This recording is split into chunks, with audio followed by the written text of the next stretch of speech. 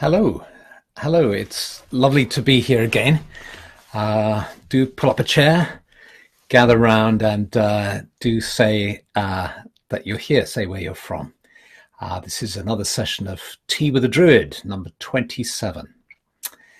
And I'd like to begin by talking about Celia or Celia is here. That's wonderful. And Beth from Italy. That's great. So do keep introducing yourself. And I sometimes wonder whether we should start at 8:05. Tell me whether you think we should start at 8:05 so that you tell everybody 8 o'clock and then everybody comes in later. But no, here, look, people, everybody's turning up. Alan Hoskins from County Tipperary. Celia, who's Portuguese, living in Germany. Pat Booker, great. So let me tell you about what I wanted to talk about today. I was looking on the orders message board and I noticed somebody's message where the guy who's writing it was saying, you know, I'm really want to follow the spiritual path, and I want to follow the course of the order, but I just don't have the time. I don't seem to have the time to meditate, the time to study the Guesi, the course material. And of course, people were piling in saying, me too, very common problem. Just not having enough hours in the day to do everything that one wants to do. And of course, it's not just in one's spiritual life that I think a lot of people don't have time. It's just generally time is in short supply. It's almost as if we're reaching peak time and there just isn't enough time in the day. And just say to me whether that's your experience too, whether you generally feel that you don't have enough time. It would be interesting to see that. I see Elizabeth from Sweden and all sorts of amazing names, and some of which I can't pronounce. I didn't know how to pronounce. Robert Herrick from Fort Collins. So just type in whether you feel you have enough time or not. Because, you know, I've struggled with this problem too, that I'm always so busy. There are always so many commitments that I have, and there just never seems to be enough time. And it just does that apply to you too? And so what I thought I'd do is offer you some thoughts that I've had about it, and do please add your thoughts too, either on the hoof as we go, or maybe it's easier to listen and then type them in afterwards. It's easier for me to read them afterwards, so please don't be offended if I don't comment immediately. But here we go. Here I'm just going to make a few suggestions, which is, first of all, one of the ways that I deal with this is I tell myself, like a mantra, that I have all the time in the world. You may remember a while back I talked about how Stephanie, my partner, told me that she'd done the shopping for 30 years and it was my turn, and I'd always said I'd hated shopping. And I found that just by telling myself that I loved shopping, bizarrely, I did. And so in the same way, I find that when I get stressed, I just say to myself, I have all the time in the world. And I believe that's metaphysically true. So I don't believe I'm fibbing to myself. I don't believe it's a lie. But it certainly helps me to calm down and makes me less stressed. And I think the tricky thing is, there's a doctor that I quote on my blog who talked about how the problem of being in a hurry is a sort of disease of our time, and the sense of being pressured for time creates stress, and we know that stress creates disease and illness, and affects our longevity too. So it's important to tackle this. I think however much you might say, well, this is a first world problem, I still think it's important to tackle this. And so that's one thing I do, is I just tell myself I have all the time in the world, and that calms me down.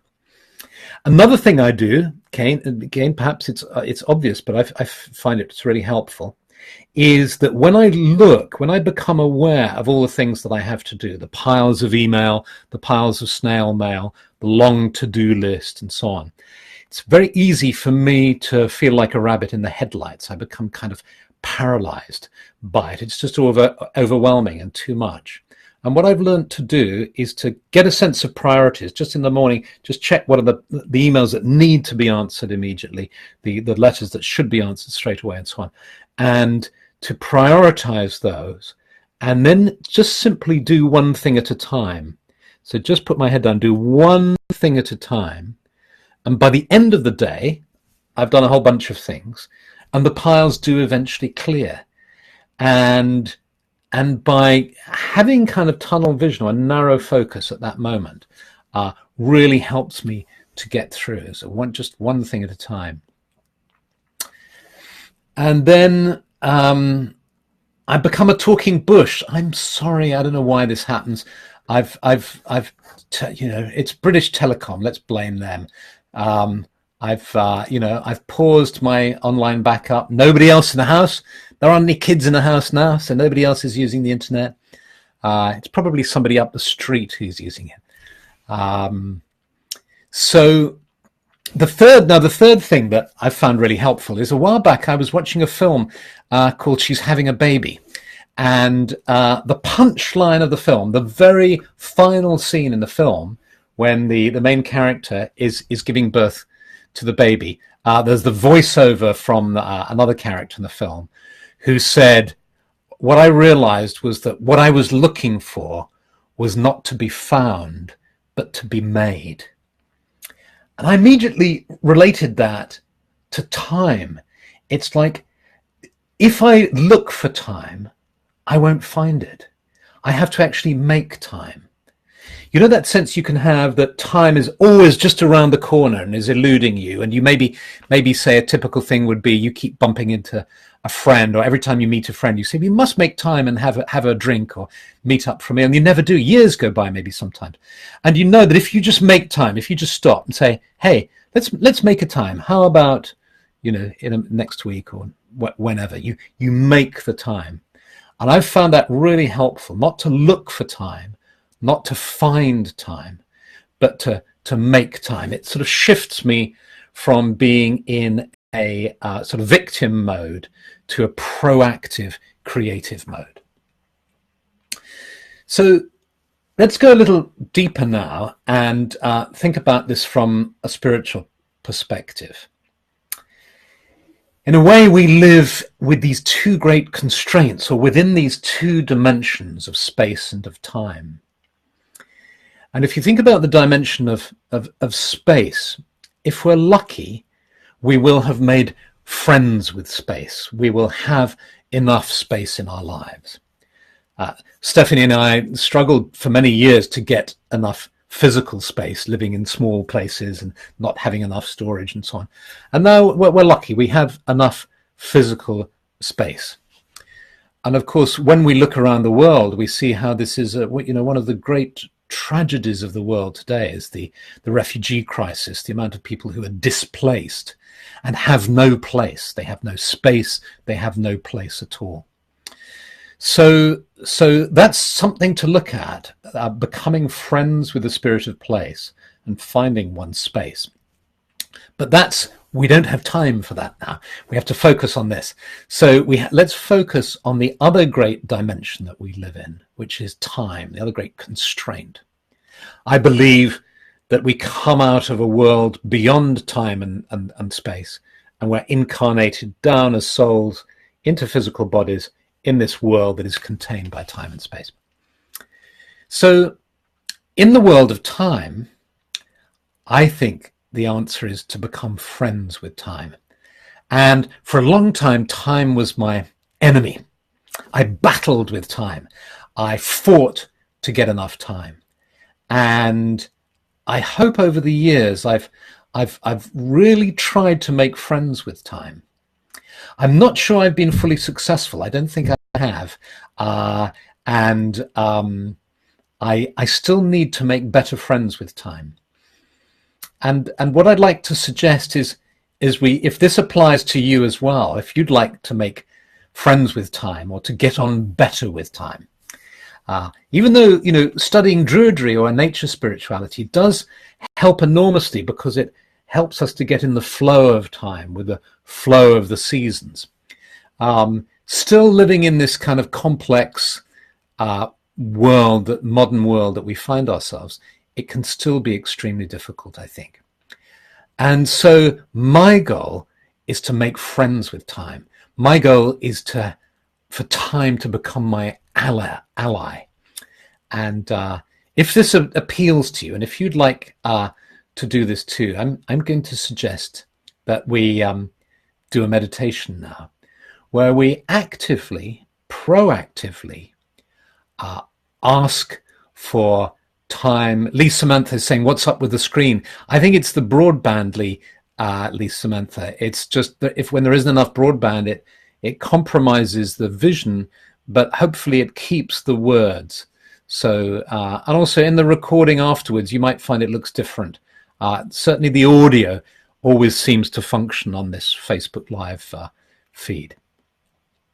So this is my goal, to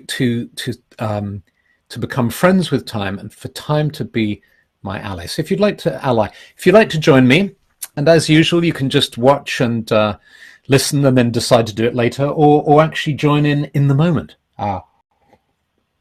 There's something magical about feeling that we're all together in this, meditating at the same time. So in this meditation, we will ask for time, if time will be our friend and ally. So let's just take a few moments together, just to pause and just allow ourselves to become aware of being seated in a forest clearing. If the forest clearing works with you, that's great. Druids use this image a great deal. You might prefer another kind of natural image of sitting in a field or by the sea, whatever makes you feel peaceful and calm and evokes natural imagery. And we're going to use trees as well. So here we are, feeling close to the earth, sitting on the earth, just allowing our troubles and anxieties to drop away into the earth, and sensing the slow rhythm of the earth, just allowing ourselves to breathe in and out, tuning in to the natural rhythm of time, breathing in and breathing out. And we feel the grounding energy of the earth, the healing power of the earth. And we sense the trees around us, their roots deep in the soil, their trunks soaring upwards, the branches and leaves above us. And it's as if we can experience time as a tree might experience time, which feels much slower, much more in tune with the natural harmonies and rhythms of nature. And in this slow rhythm of the trees, we feel their protection and their power. And we sense the timeless sky above us, this blue sky. We sense the vitality in this sky.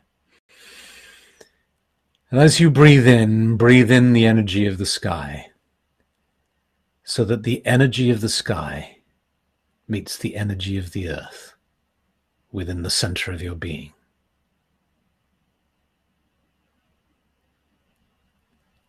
And now, if you will, you might like to imagine that you're just making a little journey from your grove, your clearing in the forest, towards a river that is nearby. And you just walk through the woodland a little bit, the soft undergrowth beneath you, until you find yourself coming to a river that's flowing softly and slowly. And you sit down beside this river, and you gaze at the water flowing gently by, aware of all the life. You might even catch a glimpse of a fish in the water, the birds singing in the trees. And you see the water moving slowly, and you announce to the world, to the spirits of nature, to yourself, and you announce to the spirit of time, dear spirit of time, may we become friends. May you be my ally. I would love you to be my ally. And I ask that I might receive a blessing from the spirit of time. And then you might want to imagine that you're stepping into the water, receiving the blessing of the river, or you might just sit quietly watching the river flow, just receiving the blessing of the spirit of time.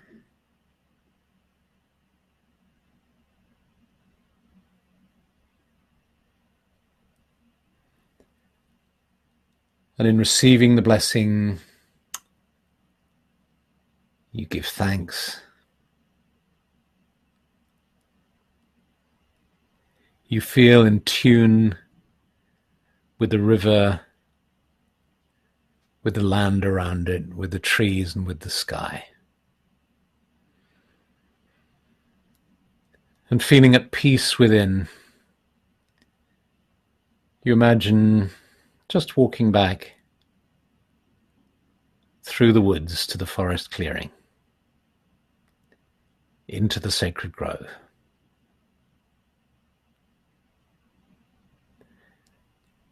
And you take your place in the sacred grove. And you feel yourself seated with the trees around you, the earth beneath you, and the sky above you.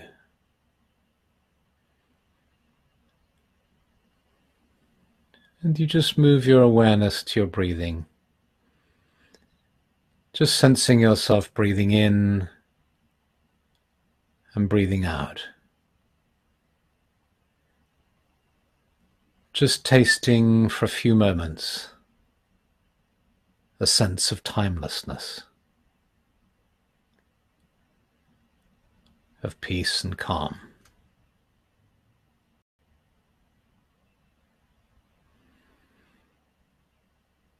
And then you become aware of being in the grove again. Your companions from all over the world sitting around in this clearing too. You acknowledge them. You then allow this image to fade as you become aware of being seated in front of your computer or your phone or tablet, fully present in the here and now. And when you feel ready, you open your eyes.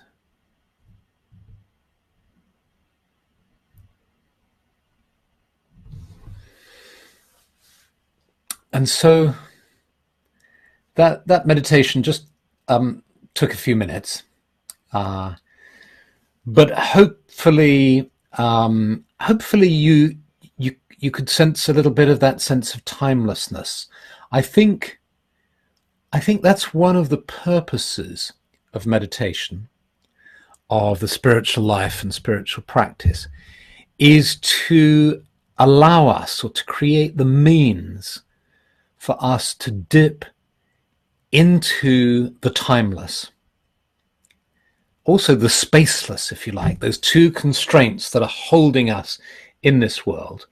When we touch into that special place in meditation, we somehow transcend or go beyond the sense of time and space into a timeless moment, a spaceless space.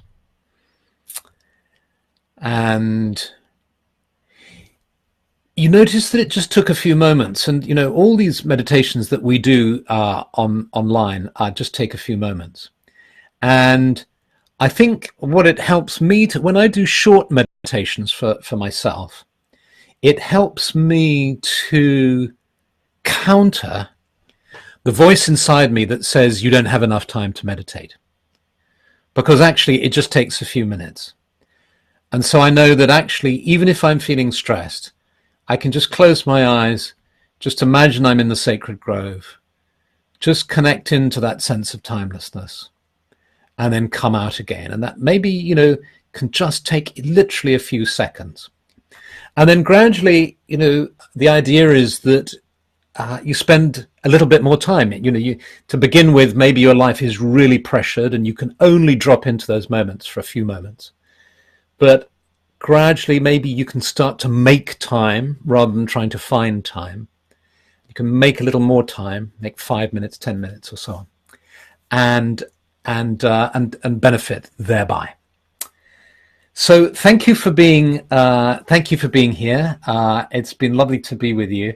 You know, I see all your names and the comments, and I'm going to so enjoy going back through the list, seeing who's here, making comments or not, and just generally feeling that sense of connection with you. So lots of love, and bless you, and see you next week at the same time.